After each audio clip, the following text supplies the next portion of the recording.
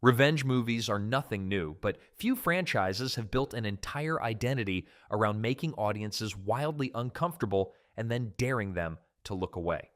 I Spit on Your Grave isn't just a series, it's a 5-film endurance test that asks the same question repeatedly. How far is too far, and who gets to decide?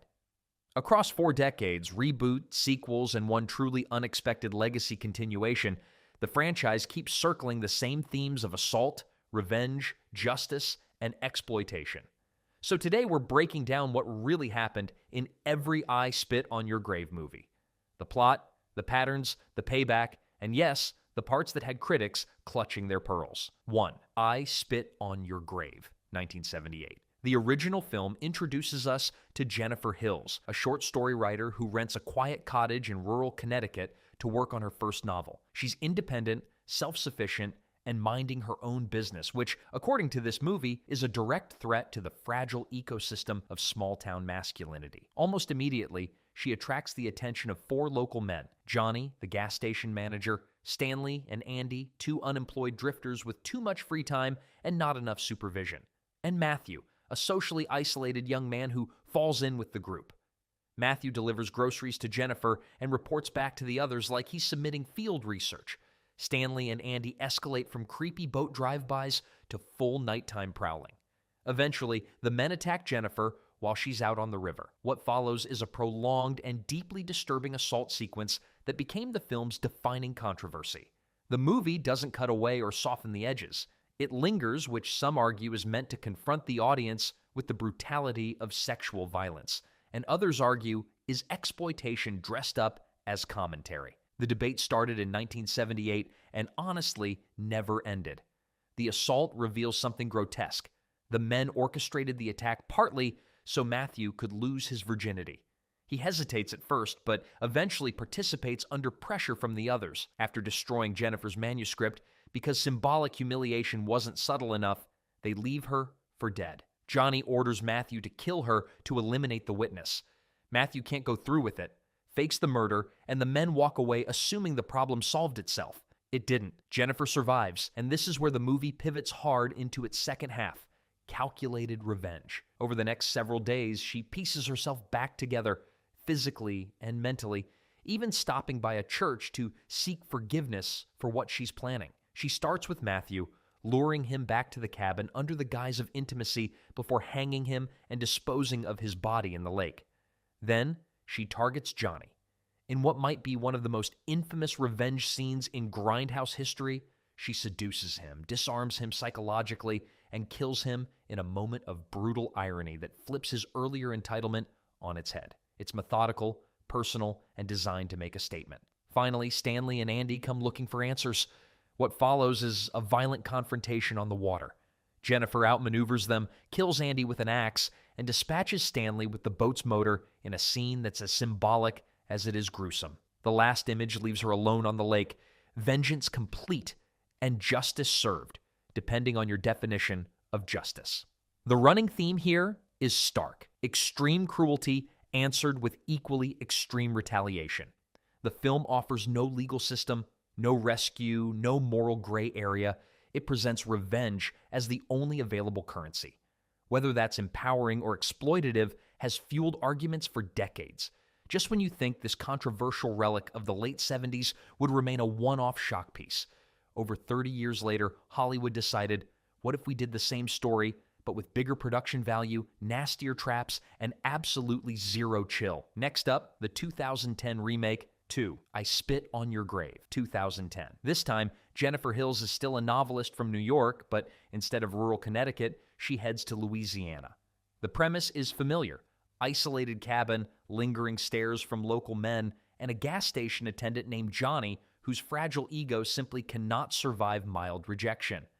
After an awkward failed flirtation, Johnny decides Jennifer is snobbish, which in this universe is apparently grounds for felony-level retaliation. The remake mirrors the original setup, but updates the mechanics. Matthew is now a stuttering plumber who fixes Jennifer's clogged sink. In a moment the movie frames as innocent but deeply misguided, she thanks him with a quick kiss. That small interaction spirals into obsession, gossip, and wounded pride among Johnny and his friends Andy and Stanley. Unlike the original, the local sheriff, Storch, becomes a far more active and corrupt participant in what follows. The assault sequence is, once again, prolonged and difficult to watch. The difference? This version leans into modern horror aesthetics, handheld footage, recorded humiliation, and an even stronger emphasis on degradation. Stanley films the attack, because apparently the 2000s demanded a commentary on voyeurism layered on top of everything else. Jennifer briefly escapes and encounters Sheriff Storch, but instead of protection, she gets suspicion. When the men return, the sheriff joins in. That's one of the remake's biggest deviations. Authority itself becomes complicit. After narrowly escaping execution, Jennifer disappears for a month. This is where the remake sharply separates itself from 1978. The original Jennifer's revenge felt intimate and methodical. The 2010 Jennifer, she goes full industrial horror engineer. She captures Matthew first, though she spares him momentarily. Stanley is caught in a bear trap, tied to a tree, and left to have his eyes pecked out by crows while recorded on his own camera. Andy is drowned and chemically burned in a bathtub filled with lye. Johnny gets a particularly brutal end involving pliers and pruning shears as Jennifer repeats the same taunts he once threw at her. The remake amplifies everything. More elaborate traps, more spectacle, and more suffering. If the original was grindhouse revenge, this is revenge with a Home Depot sponsorship. Then there's Sheriff Storch.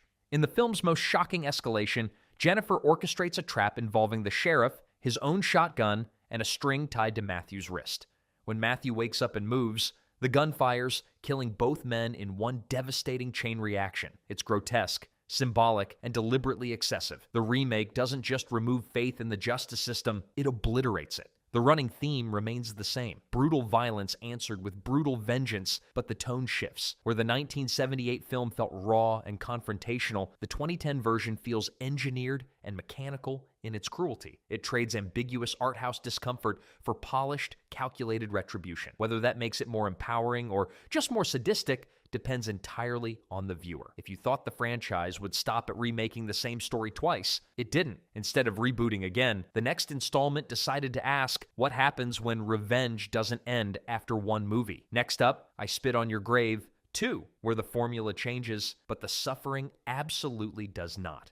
3, I Spit on Your Grave 2, 2013. This time, our protagonist is Katie Carter, a struggling model in New York City, juggling auditions and a receptionist job while trying to build a portfolio. Desperate for professional photos, she answers an ad for a free shoot, which, in horror movie terms, might as well read, absolutely nothing bad will happen. The photographers are 3 Bulgarian brothers, Ivan, Nikki, and Georgi. The session quickly turns uncomfortable when Ivan pushes for topless shots and Katie walks out. Later, Georgi shows up at her apartment to apologize and deliver her photos, and that's where things spiral. He assaults her, murders her neighbor when he intervenes, and soon the brothers drug Katie and abduct her, not just across state lines, but across the Atlantic. Yes, this sequel relocates the story to Bulgaria. Katie wakes up handcuffed in a basement, imprisoned by the brothers and subjected to extended abuse. When she briefly escapes and seeks help from the police, she's handed over to a woman posing as a crisis counselor who is actually the brothers' mother, Anna. Apparently, this franchise believes in generational villainy. The cruelty escalates. Katie is tortured, assaulted again, and eventually buried alive in a makeshift coffin.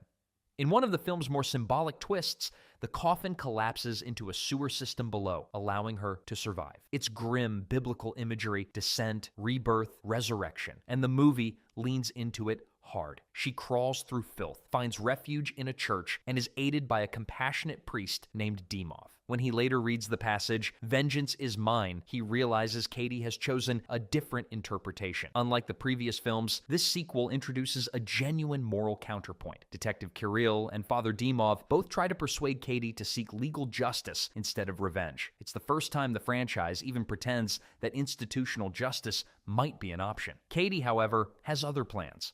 Her revenge is sewer-based and deeply unpleasant. Georgie is captured and tortured slowly. Nikolai is drugged and suffocated in a nightclub bathroom. Valko, a family associate who participated in her abuse, is electrocuted in a particularly elaborate setup involving a metal bed frame. Ivan's fate is brutally symbolic, and Anna is forced to witness the collapse of the monstrous family she enabled.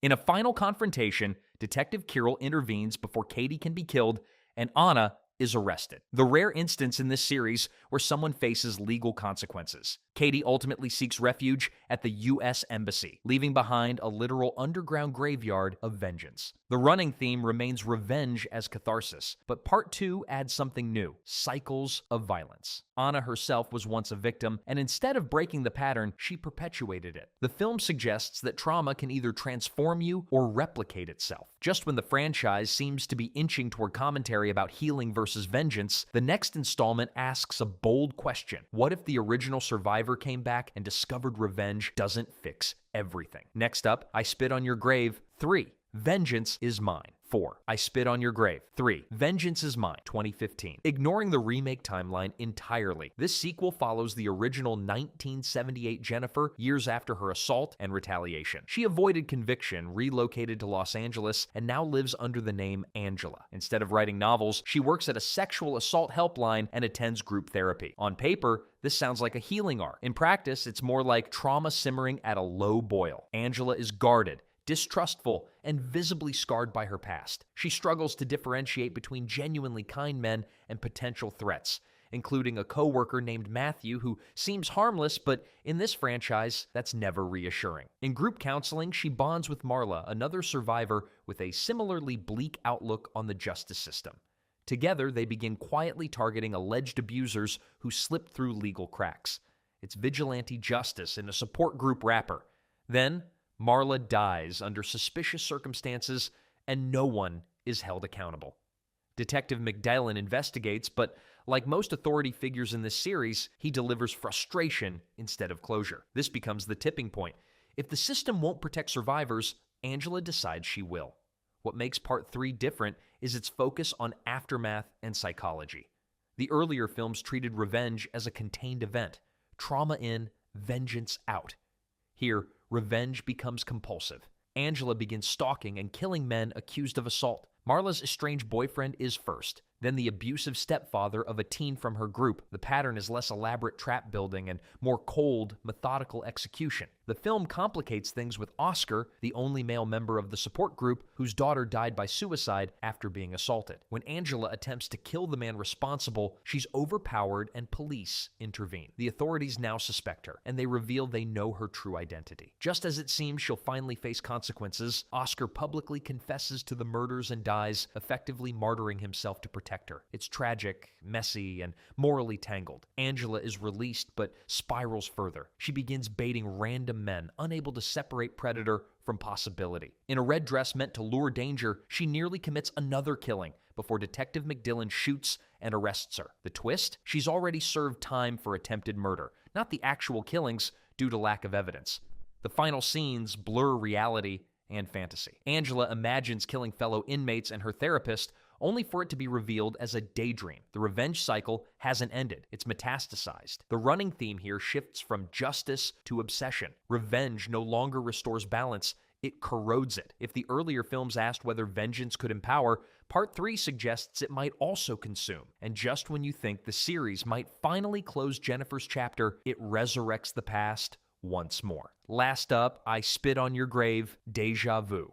5. I Spit on Your Grave, Deja Vu, 2019. Set 40 years after the original events, Jennifer Hills is no longer living under an alias. She's written a best-selling memoir about her assault and built a career as a counselor. On the surface, she's transformed her trauma into advocacy. Her daughter, Christy, is a successful supermodel who's been in the spotlight since childhood and is now questioning that life. It almost feels like a prestige drama for a moment. Emphasis on almost. The families of the men Jennifer killed have spent 4 decades nursing a grudge. The revenge squad includes Johnny's wife and parents, Matthew's relatives, and extended family members of the other men. It's less a criminal conspiracy and more a very bitter family reunion. Jennifer and Christy are kidnapped and taken back to the countryside, the franchise's favorite zip code. The film deliberately mirrors the original. Jennifer is forced to dig her own grave while classical music plays, a pointed callback to Johnny's death in 1978. She briefly escapes, but this time the narrative doesn't protect her. Becky, Johnny's widow, captures and decapitates Jennifer in front of Christy. For a series built around Jennifer's survival, killing her off midway is a bold and divisive choice. The film then shifts its focus entirely to Christy. She's assaulted, hunted, and left for dead, but survives. If this all feels familiar, that's the point. Deja Vu isn't subtle about its cyclical structure. Trauma repeats. Violence repeats. The children inherit the sins and grudges of their parents. Christie's revenge unfolds as an echo of her mother's methods, luring, humiliating, and killing the men responsible. She forces Kevin to strip at gunpoint, mirroring Jennifer's confrontation with Johnny. Scotty meets a similarly symbolic end. One by one, the conspirators fall until only the older generation remains. In a final twist, Christie learns that Johnny, her mother's original attacker, is her biological father. She knew all along. That revelation reframes the entire film as a story about identity as much as revenge. The past wasn't just something her mother survived, it was something she was born from. The climax takes place in a graveyard because, of course it does. Christie claws her way out of a literal grave, kills the remaining attackers, and forces Johnny's father to confront the aftermath. The imagery couldn't be clearer. The next generation refuses to stay buried. The film ends with Christie driving past the gas station, leaving the surviving children of her enemies staring at her. The cycle isn't broken, it's just moved forward. So after 5 films, countless traps, and enough countryside revenge to permanently ruin the concept of a peaceful cabin getaway, what does I Spit on Your Grave really leave us with? A franchise obsessed with justice outside the system, where vengeance is personal, brutal, and almost never healing. Whether you see these films as empowering, exploitative, or somewhere in between, one thing's clear. They've carved out a legacy that horror fans still argue about decades later. If you enjoyed this breakdown, make sure to like the video, subscribe for more deep dive horror recaps, and let me know in the comments. Which entry in the franchise do you think handled the revenge theme best or worst?